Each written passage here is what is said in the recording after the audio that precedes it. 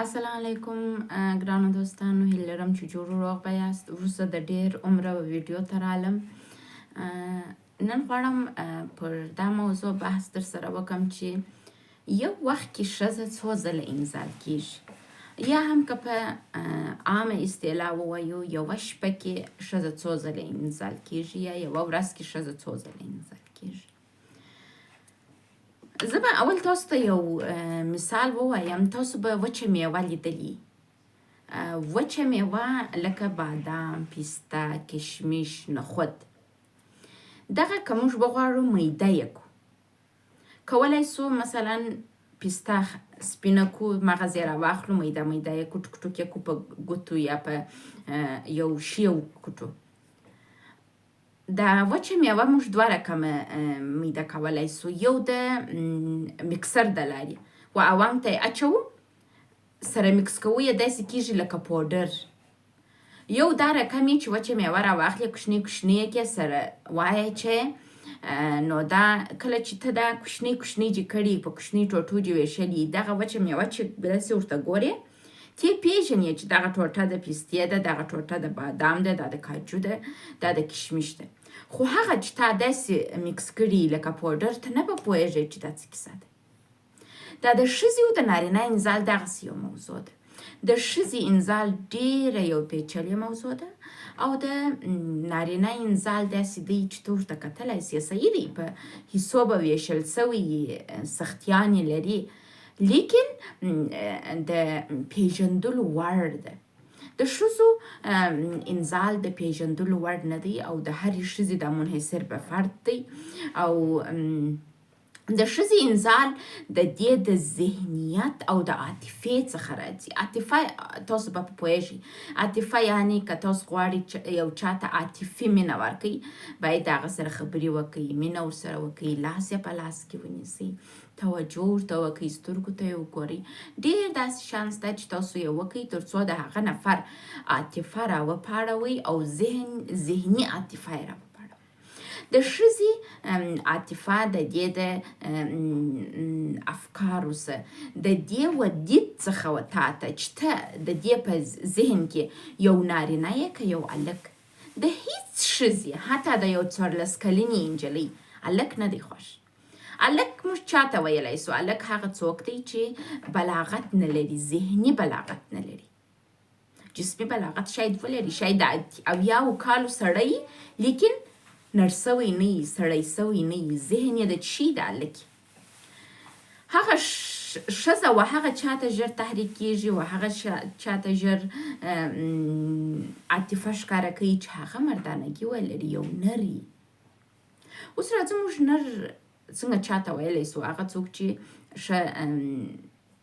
ښځې ته توجه کوي، ښځې ته وخت ورکوي، د ښځې قدر کوي، احترام یې کوي. او په ذهن کې باید نارینه همیشه دا یو شی ولري، دا ښځه تر ده یو څه ضعیفه موجود دی، دی باید مهرباني پر ولري. حریفه یې نه ده ښځه. نارینه دلته دی، ښځه په داسې حالت کې ده. کله چې یو څوک ستا تر لاس لاندې سو، ستا سکر سو، نه، ته باید بد رویه ورسره ونه کړې.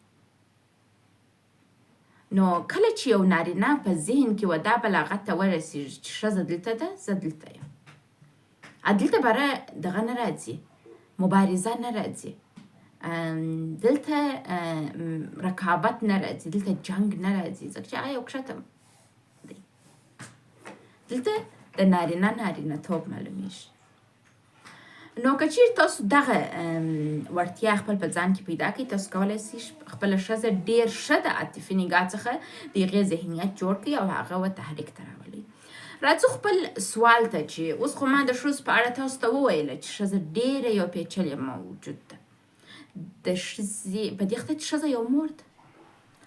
ټوله انسانان د ښځې څخه پیدا سوي چې نو د ښځې پیژندل هغه همیشه د ذهنیت څخه د هوش یې تر نارینو ډېر دی. د نړۍ اولین انسان چې تر ټوله دنیا یې هوش ډېر دی، هغه یو ښځه ده. نو راځه موږ وایو خپل سوال ته چې ښځه په یو وخت کې څو ځله انزال کیږي.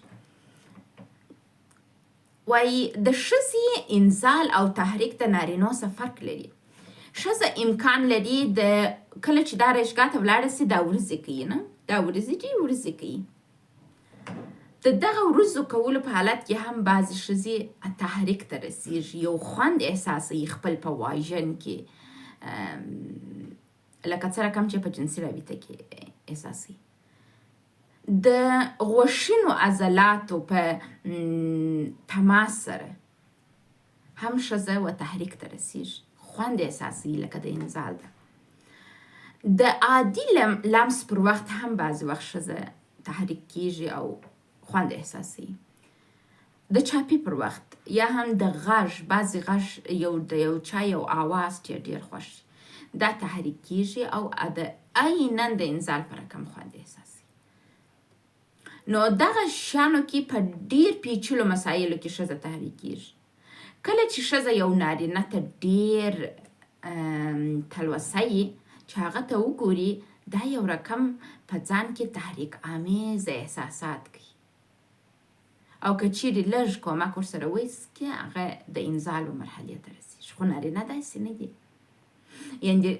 موږ داسې نارینه هم لرو وایي کله چې یو لیفټ ته یو نارینه وخیږي چې په هغه لیفټ کې د ښځې د عطر بوی یعنې ښځه د ده تر مخه په دا لیفټ کې تللي یا د ښځې د عطر بوی پاتې امکان لري نارینه و دغه بوی ته انزال سي خو د ښځې دغه رقم یو مسئله نه ده چې په بوی انزال سي لیکن ښځه ستا وجود غواړي ستا وجود به د دې په ذهنیت کې په عاطفه کې ته به د دې سره یې تا به یو څه کړي چې دا ځان ته جذب کړي نو بیا ښځه څه کېږي ښځه د تحریک حالت ته رسېږي دغه تحریک ته د خوند احساس په واژن کې واژن یعنې څه واژن یعنې د ښځې د تناسلي آلې دا مخ و دغه ځایونه مخکې د دخوله دا ځایو ته موږ واژن وایو نو د ښځې چې په واژن کې دا خوند احساس کې دې ته موږ تحریک وایو انزال نه وایو بعضې نارینه او ښځې په دې باور دي وایي زما میرمن په جنسي رابطه کې څو ځله انزال کېږي چې دا ډېر یو غلط باور دی هیڅ ښځه په جنسي رابطه کې څو ځله نه انزال کېږي بلکې دلته څه کیسه ده چې دوی خوند احساس کې خوند ځینې ورک سي یعنې تحریک سي د تحریک خوند احساس کې بیا دا خوند د دوی څه ورکېږي دا په خوند پسې ځي هغه دوهم پلا بیا تحریک سي انزال ته ونه رسېږي که چیرې ښځه په خپل واژن کې د خوند احساس کوي یعنې تحریک سول دلته حل لار څه شي ده تر څو دا د تحریک مخ ته یوسي او انزال ته ورسېږي دلته باید ښځه خپل د ځان سره کومک وکړي د نارینه دي کور ودانې چې ښځه یې تحریک کړل مننه ځینې کو ته دا ځای پرې راورسول تانکي دلته نو د ښځې کار دی چې خپل تحریک وساتي هغه نارینه او ښځې چې باور لري چې ښځه په یوه جنسي رابطه کې څو ځله انزال کېږي د هغه نارینه یې دا هنر لري چې ښځه تحریک کړي دا ښځه دا هنر نه لري چې خپل تحریک وساتي او انزال ته یې ورسي ښځه خپل پر ذهن باندې کنټرول نه لري تحریک ته ولاړلې نو خو د تحریک ټینګ کړه تحریک ایله کوه مه دلته چې ښځه هنر نه لري چې خپل تحریک ټینګ کړي نو قرار هغه ځینې ولاړ سي ورک سي بیا بیرته راسي بیا ولاړ سي بیا ورک سي بیا راسي بیا ورک سي که چیرې ښځه خپل پر انزال باندې کنټرول ولري ښځه وکولی سي خپل تحریک وساتي اوږدې کړي او خوندور کړي دا انزال ته رسېږي کنې هغه چې دا تحریک کوي هغه د نارینه کمال دی او دا چې دا خپل ځان انزال ته رسوي دا د ښځې کمال دی خو یو شی وای تاسو په یاد ولرئ نارینو ته وایو کله چې ښځه انزال ته ورسېدل یعنې د دې سوال جواب دا دی چې په یو وخت کې ښځه فقط یو ځل انزال ته رسېږي صحیح دی هغه ښځه چې هنر نه لري هغه خپل تحریک نسي ساتلی او خپل تحریک ځینې ورکېږي او بیا دا څو ځله تحریک ته رسېږي او انزال یې ورک سي داسې ښځې هم شته چې څو ځله تحریک ته ورسېږي خوند احساس کې انزال ته ونه رسېږي دوی فکر کوي زه څو ځله انزال سولم نه خیر دا خبره غلطه ده ښځه څو ځله نه انزال کېږي یو ځل انزال ته داخلیږي او انزال بیا څه شي کېږي آخري حد ته رسېږي او بیا هېڅ امکان نه لري چې ښځه کې انزال سي نو دغه ځای ته تاسو ډېر توجه وکړئ. دلته یو شی ډېر مهم خبره دا ده، کله چې تاسو ښځه انزال ته ورسول، کار یې خلاص و، د ښځې هنر زده دی چې خپل تحریک وساتي او ځان انزال کړي. دلته بل شی مهم دی، د جنسي رابطې وروسته ښځه و لذت ته ضرورت لري، و عاطفې ته ضرورت لري، و لمس ته ضرورت لري، د رابطې وروسته بدني تماس ته ضرورت لري. ښځه د جنسي رابطې وروسته ضرورت لري چې په غېږ کې ونیول سي، نوازش سي، لمس سي، هغې سترګو ته وکتل سي، د هغې سره د جنسي رابطې پر ښه والي خبرې وسي، هغې ته دا احساس ورکول سي چې ته ماته مهمه یې او ستا سره جنسي رابطه ماته ډېر ښه خوند راکوي. دغه کار چې تاسو د جنسي رابطې وروسته کوئ، یعنې ستاسو د جنسي رابطې وروسته نارینه داسې یو احساس کوي چې باید د ښځې څخه جلا سي او تنها واوسېږي. لیکن ښځه د جنسي رابطې وروسته دا احساس کوي چې نارینه باید ورته نږدې.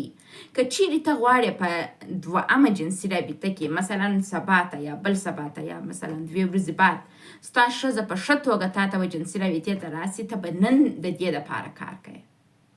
د سبا دپاره ته باید نن کار وکړې. د نن ستا کار څه شی دی؟ نن کله چې تا جنسي رابطه خلاصه کړل، ته هم انزال سولې، مېرمن دې هم انزال سول. ته باید د جنسي رابطې وروسته خپل ښځې ته توجه وکړې، لمس یې کړې، هغه په غېږ کې ونیسه او هغې ته وخت ورکړې. دغه د نن د جنسي رابطې وروسته وخت ستا سره کومک کوي چې د سبا په جنسي رابطه کې تا خپل ښځې ته څه کړی، اماده کړي دي د عاطفي نګاس. یعنې ښځه تر ټولو ډېر هغه وخت ضرورت لري چې زړه یې ډک وي، ژړا یې غواړي، د یو چا سره یې ګیله کیسه وي، تر څو غوږ ورته ونیول سي، توجه ورته وسي. او دوهم په چیش کې ضرورت لري چې تر ټولو مهم دی، د جنسي رابطې وروسته نوازش ته ضرورت لري. تاسو کوشش وکړئ د جنسي رابطې وروسته خپل ښځې ته نوازش ورکړئ، نو بیا تاسو کولی سئ چې خپله ښځه بل وخت به جنسي رابطې ته په عاطفي نګاه مو هغه راضي ساتلي. اوس اکثره وخت نارینه وایي، بعضې نارینه ګورې یو ژړه روانشناسي ده، یو حقیقي ژوند دی. په ژړه روانشناسي کې خلک راځي تا ته وایي دا کار وکړه، اولاد ښه تربیه کړه، اولاد سره ښه رویه وکړه. خو نه کېږي چې انسان د اولاد سره ښه رویه وکړي. بعضې انسانان د دې دپاره د دوی ذهنیت د ماشومتوب څخه جوړېږي. د انسانانو ذهنیت د پیدایښت څخه بیا تر 4 کلنۍ پورې جوړېږي، د هغه وروسته بیا ذهنیت نه جوړېږي. بیا موږ فقط کولی سو خپل ذهنیت ښه او ښهوالي یا بدوالي ته ورسوو، نو سو کولی ذهنیت ته تغییر ورکړو. بعضې انسانان د کوچنیوالي سره د مور دوی سره مینه نه یې لیدلې، د کورنۍ سره مینه نه یې لیدلې، هغوی نسي کولی چې په ښه توګه دغه وکړي، خپل هغه شیان چې مثلا ژړه روانشناسي تا ته وایي دا کار وکړه، دا کار مه کوه، دا کار وکړه، دا کار مه کوه. بعضې وخت انسان نسي کولی، سخت دي.